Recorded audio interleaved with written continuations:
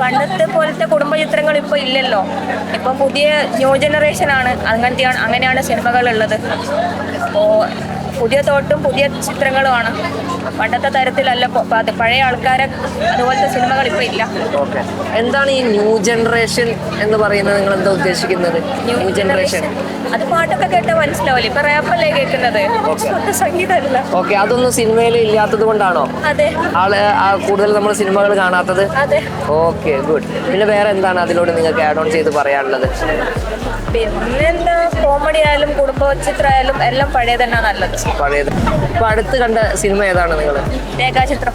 രേഖാചിത്രം. അതിൽ നിങ്ങൾ അതൊരു പുതിയ കാലഘട്ടത്തിൽ പുതിയ രീതിയിലുള്ള സിനിമകളാണ് നിങ്ങൾ വിശ്വസിക്കുന്നുണ്ടോ? രേഖാചിത്രം കുഴപ്പമില്ല, നല്ലൊരു ആസിഫ് അലി മൂവിയാണ്. ഓക്കെ, പിന്നെ എന്താണ് സിനിമയിൽ നിങ്ങൾ ഒരു മാറ്റം കൊണ്ടുവരണം എന്ന് പറയുന്നത്? എന്താണ് മാറ്റം? കുടുംബ ചിത്രങ്ങളുടെ മൂല്യം ഒരു വാല്യൂ കുറവാണ്, പണ്ടത്തെ പോലെ ഇല്ല ഇപ്പോൾ. ഓക്കെ, 25 ആയപ്പോൾ നല്ലോണം മാറി. കുടുംബ ചിത്രങ്ങളുടെ ഒരു മൂല്യം കുറഞ്ഞിട്ടില്ല അല്ലേ? കോമഡിയിലൊക്കെ തന്നെ മാറ്റം. അന്തിക്കാട് സിനിമകളൊന്നും ഇപ്പം ഇന്ന് നമുക്ക് മാർക്കറ്റിൽ കിട്ടുന്നില്ല എന്നുള്ളതാണ് സത്യം. അതെ. Okay, thank you.